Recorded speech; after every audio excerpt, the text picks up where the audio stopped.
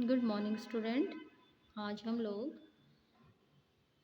नया लेसन पढ़ेंगे और चैप्टर का नाम है जलवायु या क्लाइमेट। इसके पहले हम लोग भारत में जो नदियां हैं उनके बारे में हमने पढ़ा, अपवाह स्वरूप के बारे में अच्छे से, और नदियों के बारे में हम जानकारी प्राप्त किए।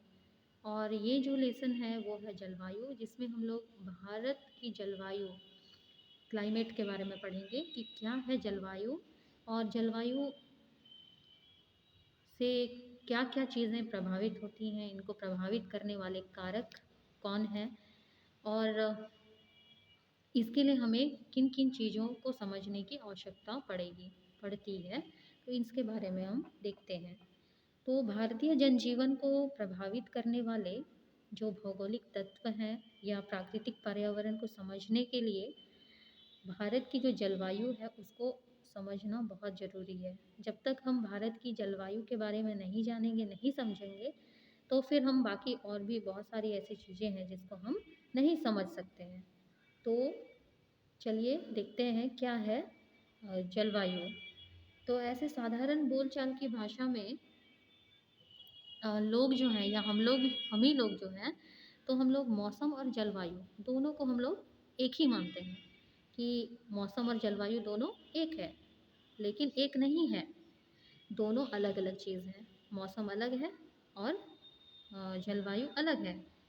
जलवायु जो है वो लंबे समय के लिए रहता है, वो स्थायी है, लेकिन मौसम जो है वो सामयिक होता है। तो तुरंत तुरंत मौसम चेंज होता है।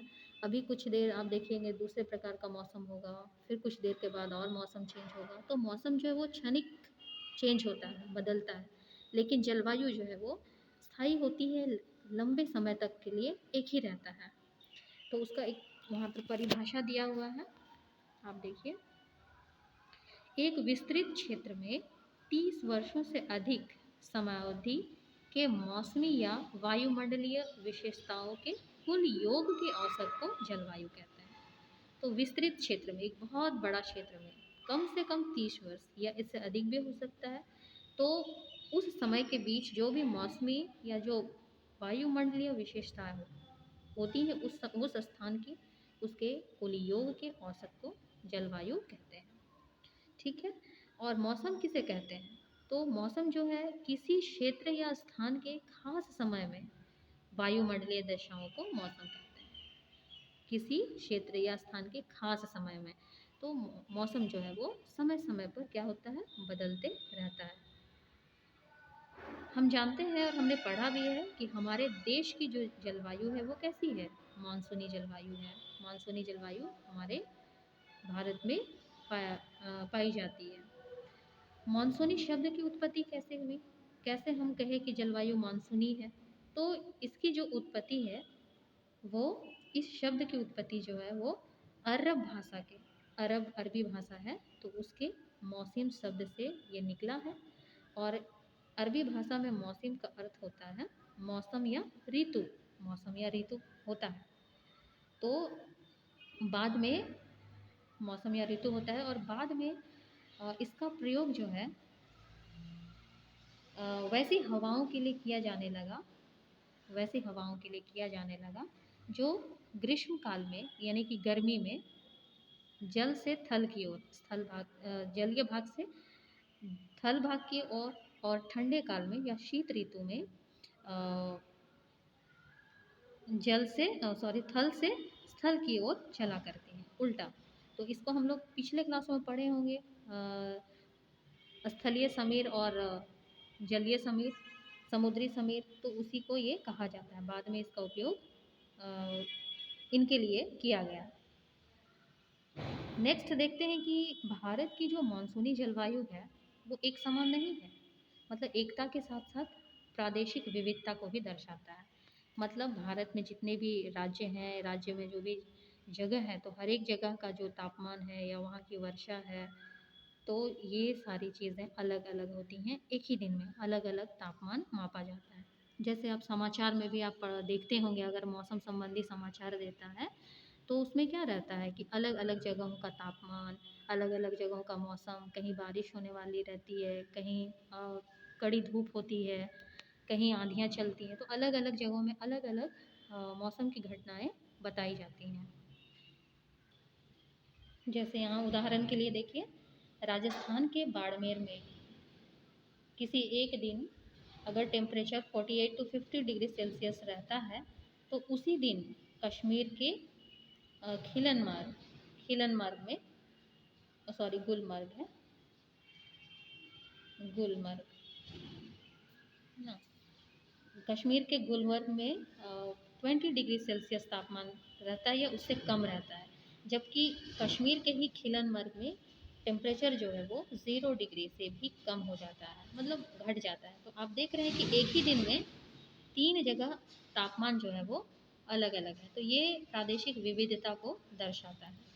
उसी प्रकार अगर हम देखते हैं तो यहाँ देखिए कि उत्तर भारत में जो ग्रीष्म ऋतु होता है, जो ग्रीष्म ऋतु होता है उस समय गर्म और शुष्क हवाएं चलती हैं। पूरा उत्तर भारत गर्मी से तप रहा होता है, लू चलती है, और उसी समय, ठीक उसी समय क्या होता है, असम में भयंकर बाढ़ आती है, क्योंकि उधर बारिश हो रही होती है और ब्रह्मपुत्र नदी में जल का स्तर बढ़ जाता है, जिससे असम में भयंकर बाढ़ आती है। तो उत्तर भारत गर्मी से परेशान रहता है और इधर आपका जो पूर्वी भारत का जो असम राज्य है वो बाढ़ से परेशान। तो ये आपका जो प्रादेशिक विविधता है उसको दर्शाता है। उसके बाद देखिए अगर हम वर्षा की बात करते हैं, तो वर्षा जो है वो भी एक समान नहीं है, अलग अलग है। तो भारत के जो मेघालय राज्य जो है पूर्वांचल में, पूरब में, तो उसका मौसिन राम, जहाँ पर वर्षा सबसे अधिक होती है, 1180 सेंटीमीटर या 1187, 80 या 87 सेंटीमीटर यहाँ वर्षा मापी जाती है, सबसे अधिक बारिश होती है। लेकिन कहता है पश्चिम राजस्थान में मात्र 50 सेंटीमीटर, और जैसलमेर में तो 12 सेंटीमीटर से भी कम। तो ये भी आपका प्रादेशिक विविधता को दर्शाता है। तो ये जो है आपका जलवायु में अंतर की वजह से देखने को मिलता है।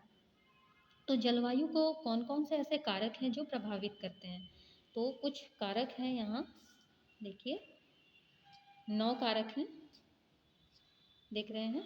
तो इन 9 कारक को हम लोग लैंड फॉर्म्स के नाम से भी जानते हैं, लैंड फॉर्म्स भी कहा जाता है। तो इनका एक जो फुल फॉर्म है वो क्या है देखिए, पहला तो है लैटिट्यूड, जिसको अक्षांश कहते हैं। एल्टीट्यूड ऊंचाई है। नियरेस्ट फ्रॉम सी, समुद्र से निकटता। फिर है डायरेक्शन ऑफ विंड, हवा की दिशा या पवन की दिशा। फिर है फॉरेस्ट, वन या वनस्पति। ओशियन करंट्स, सामुद्रिक जलधारा, समुद्र की जलधारा। उसके बाद 7 नंबर है रेनफॉल, वर्षा। 8 है माउंटेन, पर्वत या पहाड़। और 9 नंबर है सॉइल, तो सॉइल है आपका मिट्टी। तो ये 9 कारक जो हैं वो जलवायु को प्रभावित करते हैं। तो आज के क्लास में हम लोग यहीं तक पढ़ेंगे। इसके आगे विस्तार से हम लोग ये जो 9 पॉइंट जो हैं जलवायु को प्रभावित करने वाले कारक जो हैं, इसके बारे में हम लोग डिटेल से पढ़ेंगे, और मॉनसून के बारे में हम और अधिक जानकारी प्राप्त करेंगे। तो आज के क्लास के लिए यहीं तक। Thank you.